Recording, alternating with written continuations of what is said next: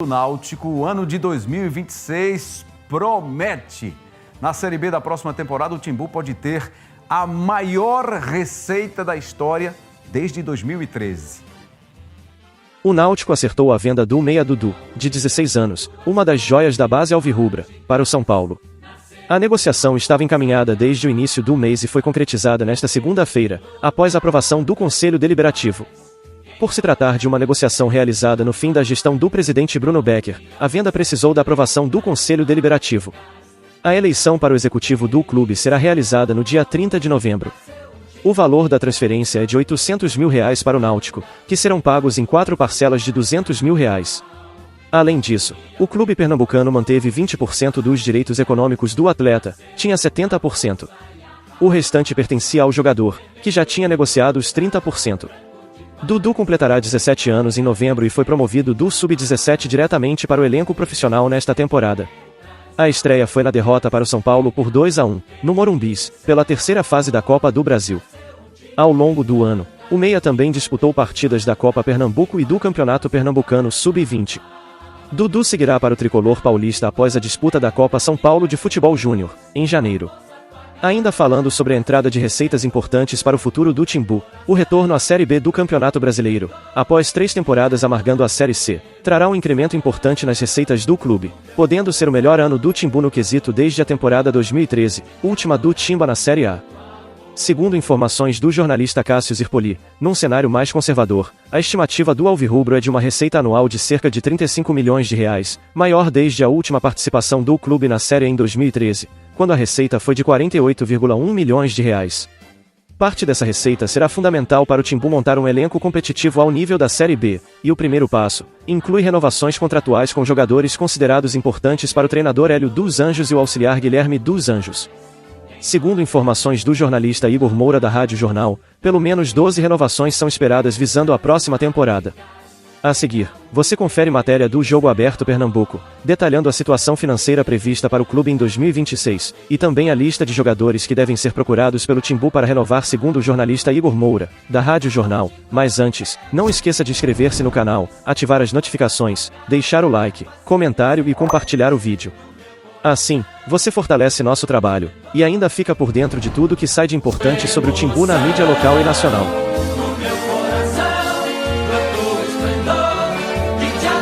O Náutico, o ano de 2026 promete. Na Série B da próxima temporada, o Timbu pode ter a maior receita da história desde 2013. O acesso à Série B não muda só o calendário do Náutico, mas também o caixa. De acordo com dados do blog do Cássio Zirpoli, a temporada de 2026 pode render a maior receita do clube desde 2013. A volta à segunda divisão representa um salto financeiro expressivo. O calendário nacional do Náutico será bem mais extenso. Na Série B serão 38 partidas. Na terceira divisão, nesta temporada, o Timbu disputou 25 jogos, 19 na fase regular e 6 na segunda etapa. A receita de transmissão tende a acompanhar esse salto. Com base nos números de 2025, o repasse pode crescer até 7 vezes, saindo de cerca de R$1.740.000 para R$12.700.000. Esse aumento impacta também outras fontes de receita, como bilheteria, sócios e patrocínios, reforçando a importância da presença do clube na Série B, onde esteve pela última vez em 2022. Ainda segundo os dados da matéria, com mais jogos, visibilidade e a possibilidade de negociar patrocínios e bilheteria em outro patamar, o Náutico pode superar a marca de R$35 milhões em faturamento anual. Melhor desempenho desde que disputou a Série A pela última vez, em 2013. Nos últimos 3 anos, o Timbu manteve o faturamento médio na casa dos R$25 milhões. O acesso, além de recolocar o clube entre os principais do país, reacende a confiança também fora das 4 linhas. O levantamento do blog do Cássio Zirpoli mostra que o último grande pico financeiro do Náutico foi em 2013, com quase R$50 milhões em receita nominal.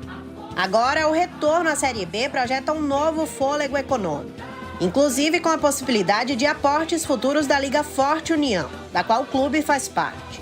A perspectiva otimista chega em meio ao processo eleitoral do Náutico, que vai acontecer em novembro. O desafio da próxima gestão é claro: transformar o acesso esportivo em estabilidade financeira. É isso, é aquela coisa, né? Grandes poderes, grandes responsabilidades.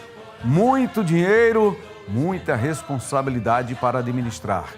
Como deveria ter acontecido aí com o esporte, que investiu mal. Então, todo o cuidado é pouco, né? Isso até minha bisavó já falava. Alô, Edinaldo Santos, boa noite, amigo, um abraço para todo mundo ligado aqui na Rádio Jornal, no Bola Rolando, uma ótima semana a todos.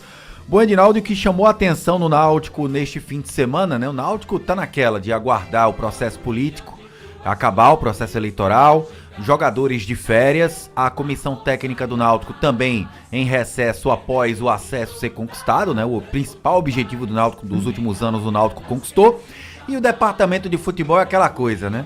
Entra em recesso, férias, não existe porque Hélio dos Anjos deixou na última sexta-feira um relatório, um raio-x do elenco e das principais prioridades dos jogadores que quem Hélio dos Anjos quer contar todo jeito ano que vem, a gente tem uma certa ideia, né? Por exemplo, Matheus Silva, pode ter certeza que é uma prioridade total do Hélio dos Anjos. Pensei que você ia começar com o Muriel. Sim, o Muriel é a principal delas, né? Eu tô aqui, inclusive, na minha lista aqui logo no topo, Muriel e Matheus Silva. Muriel, porque o próprio Hélio já disse em entrevista, né, que o Muriel, além de ser um grande goleiro, e o Náutico viu que faz diferença ter um grande goleiro, né?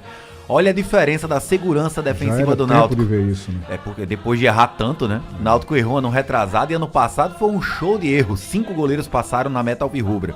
Esse ano não. Depois que chegou o Muriel, acabou os problemas. Tinha problema com o Douglas Borges. O Ellerson foi o que teve uma melhor média. E quando chegou o Muriel, acabou o problema. E ele andou dando depoimentos aí interessantes, né? De querer ficar, de ter simpatizado muito com o Náutico, de estar num ambiente que ele ficou muito à vontade. Chega a dizer, inclusive, que mesmo recebendo proposta vai procurar ficar no Náutico. Então, isso. Tem uma identidade criada aí que tem que ser preservada, né? Criou uma grande identidade, trouxe até o irmão para ver jogo do Náutico aqui, né? Exatamente. O Alisson, goleiro da seleção, deve ser o titular da seleção na Copa do Mundo, tava de férias lá no Liverpool e veio assistir Náutico e Maringá. Ele disse que o irmão dele interpretou dessa forma. Assistindo os jogos do Náutico, eu senti que você estava muito à vontade.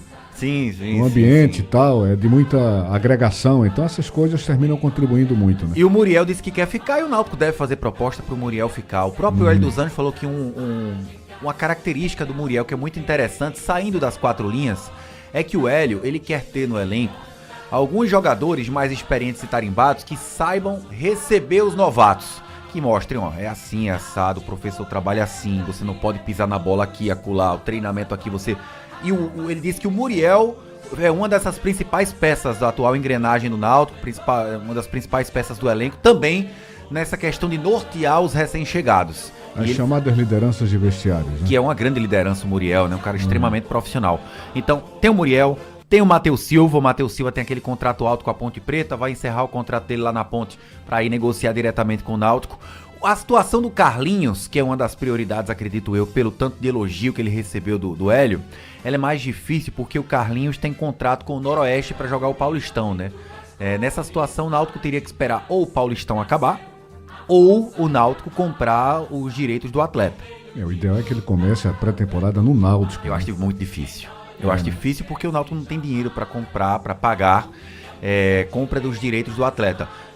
A depender do que, obviamente, que o Noroeste quiser para liberar, o Náutico pode tentar fazer um esforço, né? Porque é uma dupla de zaga que deu muito certo na Série C, tanto é que o Náutico bateu o recorde defensivo, né? O Náutico teve a melhor média de todas as divisões, de toda a sua história em campeonatos nacionais, Série C, Série B e Série A. Melhor média defensiva. Então, o Carlinhos faz parte disso, mas tem esse contrato com o Noroeste. Aí a gente abre um pouco o leque para atletas importantes que podem ficar. Arnaldo, Vitinho, que agradou nessa reta final e pertence ao Cruzeiro. O Lucas Cardoso, que também estava emprestado. O Enderson, que fez uma reta final muito boa. Jogador técnico, mas deu muita raça. Surpreendeu, né? Surpreendeu porque ele substituiu um jogador que era muito importante, que era o Marco Antônio, e conseguiu ir bem, né?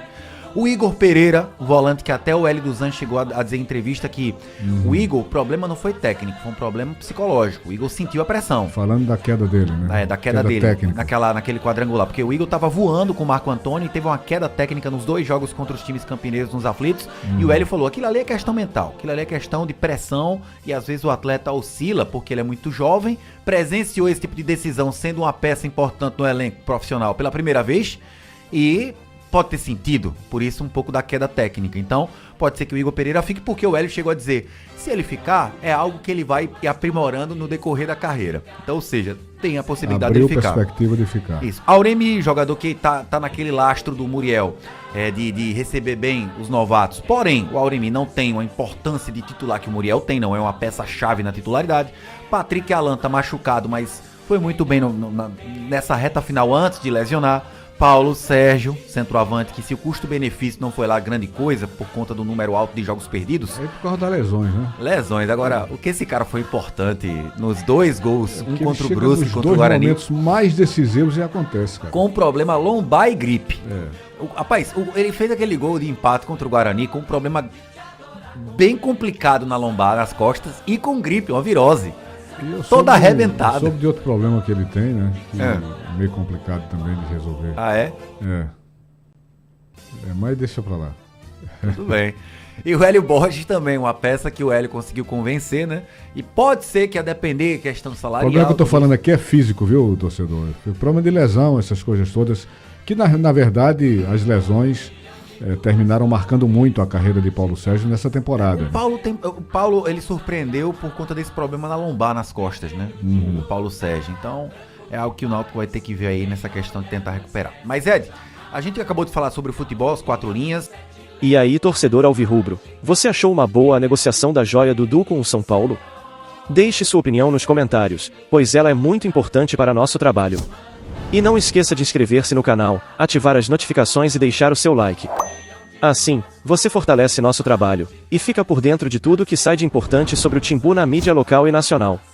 Até o próximo vídeo.